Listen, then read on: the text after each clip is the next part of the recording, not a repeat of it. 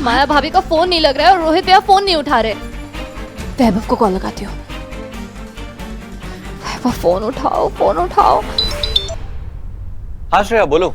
Thank God वैभव तुमने phone उठा लिया। क्या हुआ श्रेया, तुम इतने टेंशन में क्यों लग रही हो? वो सब छोड़ो, ध्यान से मेरी बात सुनो। जल्दी से माया भाभी के कमरे में जाओ, उनके फैन में कुछ गड़बड़ है, वो उन पे गिर जाएगा।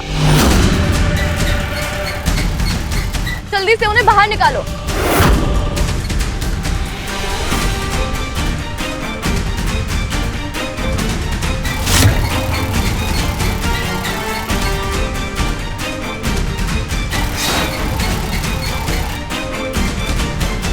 भाभी, भाभी, भाभी, माया भाभी, भाभी,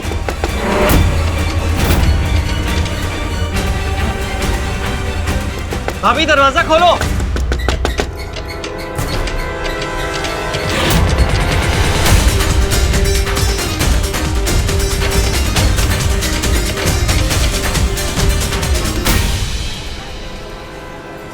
भाभी दरवाजा खोलो। भाभी,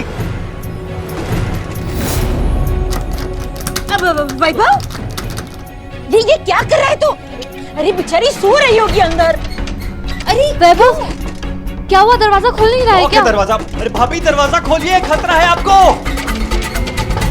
अरे जाने दो। भाभी खोलो, अब अपना दरवाजा तोड़ना ही पड़ेगा।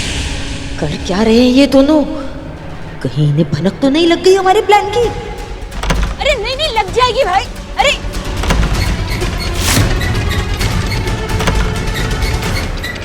भाभी, भाभी,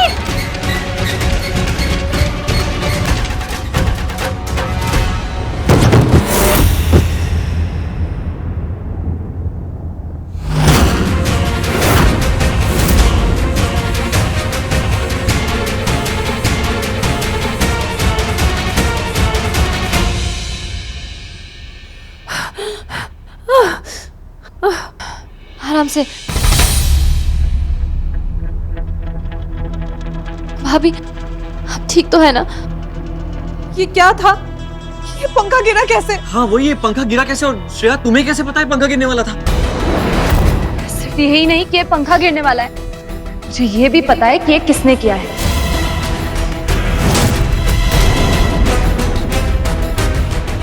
माया, क्या हुआ माया? रोहित,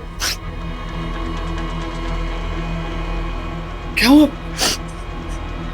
मैं लेटी हुई थी बेड पे, ये पंखा अचानक से गिर गया। वो तो अच्छा हुआ श्रेया यहाँ पे सही टाइम पे आ गई। हाँ मैं वही। अरे बहू, तुम ठीक हो ना? कैसा घर है ये? पंखा ढीला हो रखा था, किसी ने ध्यान ही नहीं दिया। बहू और बच्चे को कुछ हो जाता तो? तुम्हें कहीं चोट तो नहीं आई?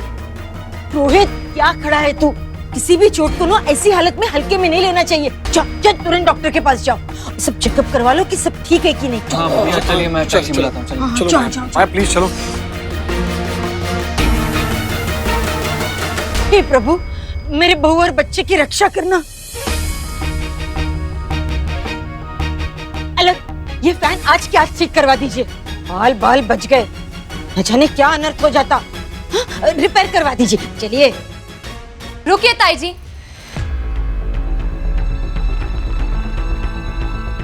अरे फिक्र मत कर, तेरे कमरे का पंखा भी चेक करवा लेंगे। आप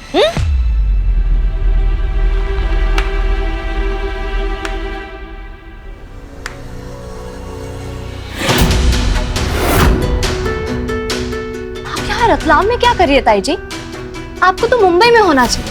इतनी अच्छी एक्टिंग कर लेती हैं आप, यू रोल मिल जाएगा आपको। ये क्या कह रही हो? ये जो आप घर वालों के साथ नाटक कर रही है ना, उन्हें बेवकूफ बना सकती है, लेकिन मुझे नहीं। मुझे आपका सच पता चल गया है। जी जलेबी की तरह गोल गोल बातें मत करो। तुम तो जानती हो ना मैं कितनी भोली हूँ, मैं नहीं समझ पा रही। जो कहना है सीधे सीधे कह दो। माया भाभी के बच्चे की जान के पीछे क्यों पड़ी आप? मारना चाहती है ना आप उन्हें? ये सब भी आपने ही किया है ना? हे भगवान, ये क्या बोल रही हो तुम? सविता मेरी बहन है, वो दादी बनने वाली है, मैं दादी बनने वाली हूँ। और मैं उस नन्ही सी जान की जान लेने की कोशिश करूंगी। छी, मेरे बारे में इतनी ऊंची बात कैसे बोल सकती हो तुम? आपके मगरमच्छ के आंसू से मुझ पे कोई फर्क नहीं पड़ेगा। एक तो आपने इतने साल मम्मी और पापा को परेशान किया, फिर भी उन्होंने आपको इस घर में, इस परिवार में आने दिया। और आप? नहीं, मैं अभी जाके मम्मी को सब सच बता दूंगी। आपका सच सबके सामने लाके रहूंगी। सच?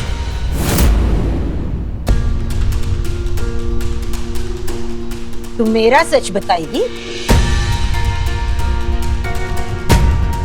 पर उस सच का क्या जो तूने अपने परिवार से, अपने पति से छुपाया?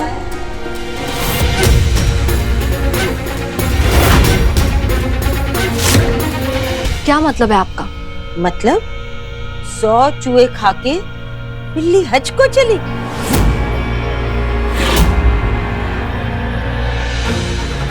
कहना क्या चाहती हैं आप?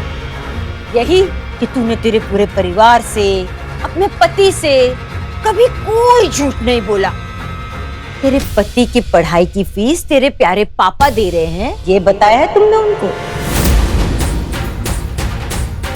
आपको कैसे पता चला?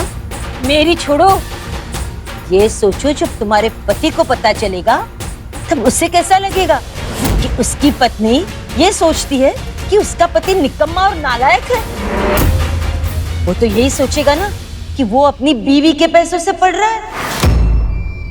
तब ये जो तुम्हारा एक दूसरे के लिए वाला प्यार है ना, बाबू, सोना, डार्लिंग, ये सब कुछ धरा का धरा रह जाएगा।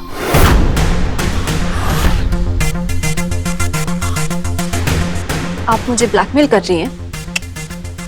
समझा रही हूँ कि जो शीशे के घर में रहते हैं वो दूसरे के घर पर पत्थर नहीं फेंका करते।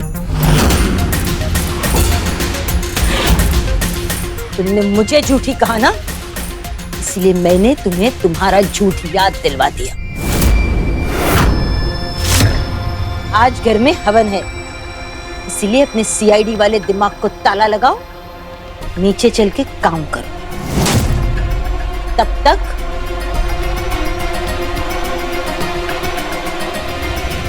चलो।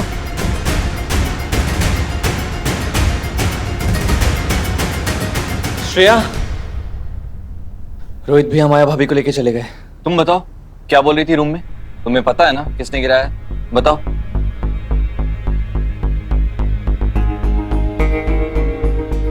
श्रेया, बताओ किसने गिराया पंखा? कुछ नहीं, चलो।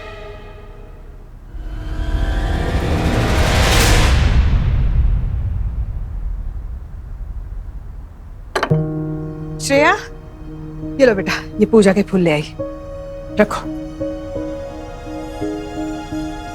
क्या हुआ? इतनी चुप क्यों हो? मैं बताती हूँ। आज जो कुछ हुआ घर में, उसके बाद तो किसी की भी बोलती बंद हो जाए। आज बहुत बड़ा अनर्थ होने से बच गया। माया के कमरे का पंखा ढीला था और वो बेचारी सो रही थी, चलता पंखा गिरा।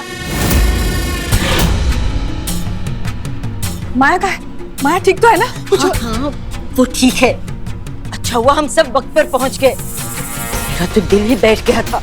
ज्यादा चोट नहीं लगी, हाथ में थोड़ी खरोच आई है, और मैंने उसे तुरंत रोहित के साथ डॉक्टर के पास भेज दिया।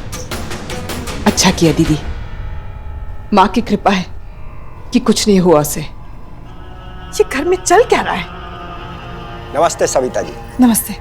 हवन की सारी सामग्री तो आ गई ना? जी पंडित जी, सामग्री आ गई है। आप जल्द से जल्द ये हवन शुरू कर दीजिए। मुझे पूरा यकीन है मेरी बहू माया और उसके होने वाले बच्चे पे जरूर कोई काला साया है। एक के बाद एक आपदा आए जा रही है, चाहे जो हो जाए। मैं माया और उसके बच्चे पे कोई आंच नहीं आने दूंगी। हर बुरी नजर से बचाऊंगी उन्हें। पंडित जी चलिए। हाँ मम्मी, सही कहा। माया भाभी के बच्चे पे किसी की बहुत बुरी नजर लगी है। उन्हें कोई नुकसान पहुंचाना चाहता है, और वो इंसान इस वक्त इस घर में हमारे बीच खड़ा है।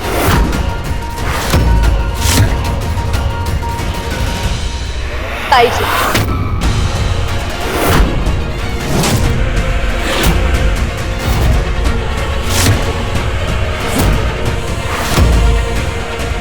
ए लड़की चुप कर, तेरा दिमाग खराब हो गया है? तुझे पता भी है तू क्या बकवास कर रही है? एक मिनट ताई जी, आपका सच तो मैं सबके सामने लाऊंगी, लेकिन उसके पहले मुझे वैभव से कुछ बात करनी है। वैभव, मैंने तुमसे एक बात छुपाई है। हमारे कोर्स के लिए जो पैसे मैंने दिए थे, वो पैसे मैंने पापा से लिए थे। मैं एक्स्ट्रा आवर्स काम करती हूँ और उसके मुझे एक्स्ट्रा पैसे मिलते हैं, वो मैं पापा को दे रही हूँ। वैभव, इतना तो कर सकती हूँ ना तुम्हारे लिए।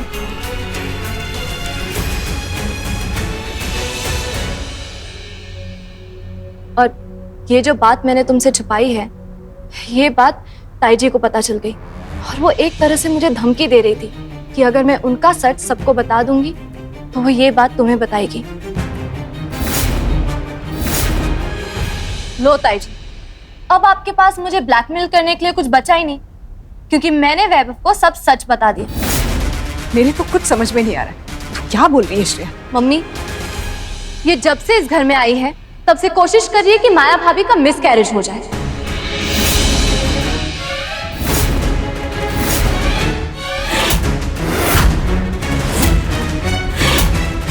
चुप कर, तुझे पता भी है तू क्या बोल रही है? सविता, तेरी बहू का दिमाग खराब हो गया है। वैभव, वैभव, तू सोच, जो लड़की अपने पति से झूठ बोल सकती है, वो मेरे बारे में तो कुछ भी मनगढ़ंत कहानी बना सकती है। ऐसा भी तो हो सकता है कि ये माया से चल रही है, इसने खुद सब कुछ किया और इल्जाम मुझ पर डाल रही है। पहले अपने पति से झूठ बोला और अब मेरे बारे में अनाप शनाप बोल रही है। नहीं ताई जी, आपके झूठ और श्रेया के झूठ में जमीन आसमान का अंतर है। अगर श्रेया झूठ बोलेगी भी तो किसी की भलाई के लिए। पर एक्चुअली श्रेया, जो तुमने किया वो तुम मुझे बताती तो मुझे कोई प्रॉब्लम नहीं थी उससे। मेरी बीवी मेरे करियर में मेरे आगे बढ़ने के लिए मेरा सपोर्ट कर रही है, उसमें गलत क्या है? गलत है, ये पूरी की पूरी लड़की गलत है, झूठी है ये, झूठी। सविता देख, मैं भी तो एक माँ हूँ। तुझे लगता है मैं दूसरी औरत के बारे में ऐसा सोच सकती हूँ? नहीं ना। रुकिए, अभी सबूत लेकर आती हूँ।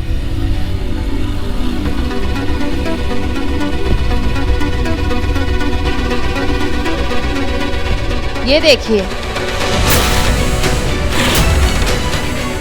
अबॉर्शन पिल का पैकेट।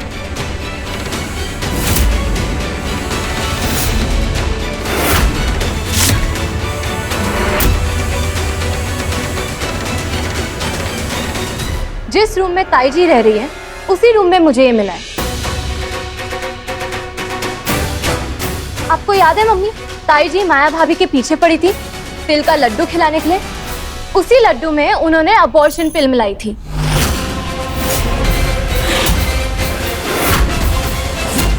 हाँ, जो गोली खा के मेरी तबीयत खराब हो गई। डॉक्टर ने भी बोला था कि ऑपरेशन की कोई दवाई खाई। और जब इनका ये प्लान काम नहीं किया, तब उन्होंने माया भाभी के कमरे के पंखे के साथ छेड़छाड़ की, जिससे वो उन पे गिर जाए। और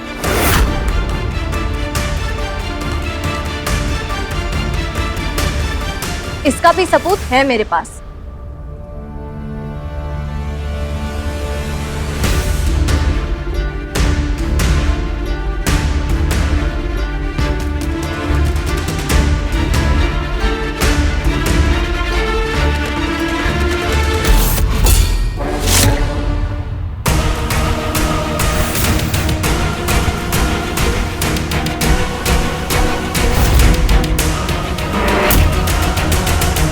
ये देखिए, ताऊजी की विग माया भाभी के बेड के पास मिली थी।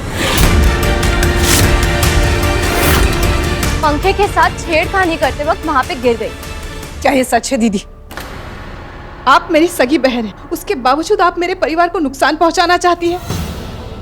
ताई जी, हम सब आपके बच्चे हैं, आपके सामने हम सब बड़े हुए हैं। आप रोहित भैया के बच्चे के लिए ऐसा? चुप चुप चुप, चुप हो जाओ सब।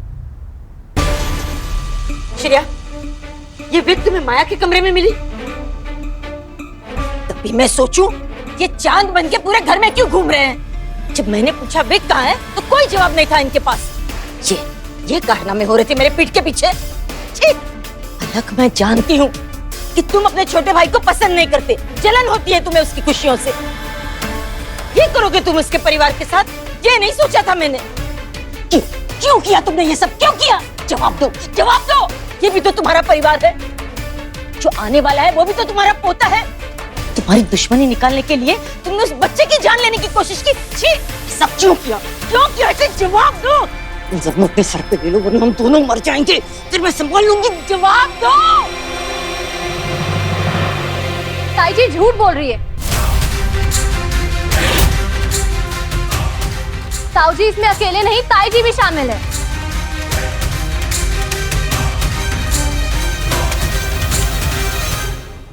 हाँ, इन दोनों की मिली भगत होगी।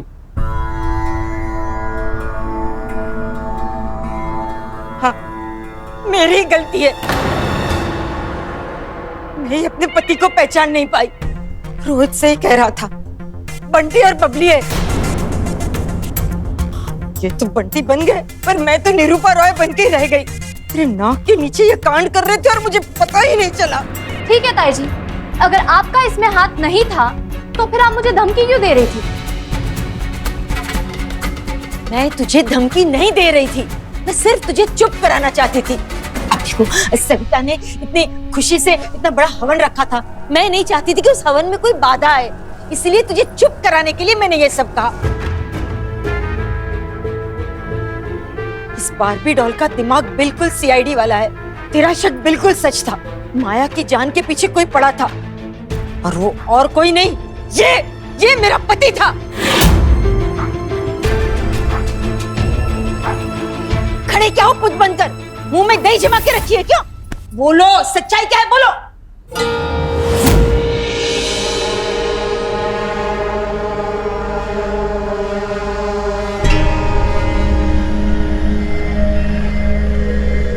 हाँ, इसमें कविता को कुछ नहीं मालूम था। वो पिल मैं ही लेके आया था और मैंने ही लड्डू में मिलाई थी। और वो पंखा, उसको मैंने ही लूज किया था ताकि वो गिर जाए और तू छोटा भाई है मेरा और तुझे मेरे से सबसे ज्यादा चीज मिली है, इसलिए मुझे तेरे और तेरे परिवार से नफरत है। तुम्हारी खुशियां नहीं बर्दाश्त है मुझे।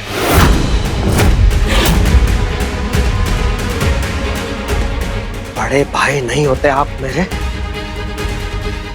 तो आज मेरा हाथ उठ जाता आप पे।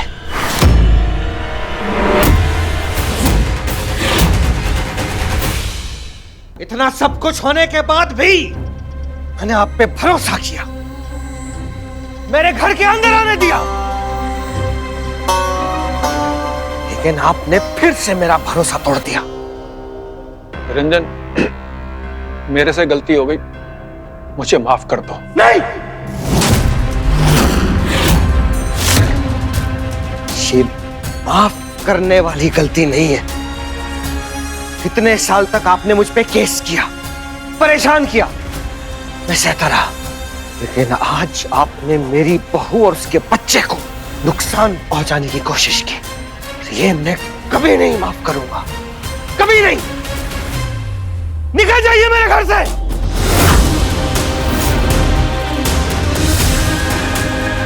चले जाइए जीजा जी, आपसे ये उम्मीद नहीं थी।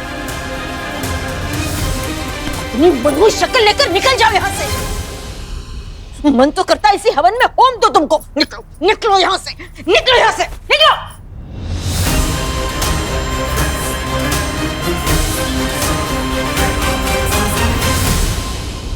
सविता, इन्होंने जो कुछ किया उसके लिए मैं बहुत शर्मिंदा हूं।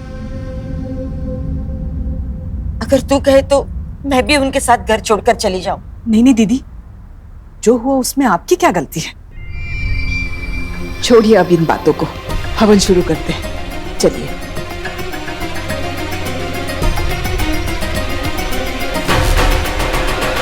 अब अपने पति की बलि तुम्हारे हवन में शामिल होने के लिए नहीं, बल्कि तुम सबको बर्बाद करने के लिए की है।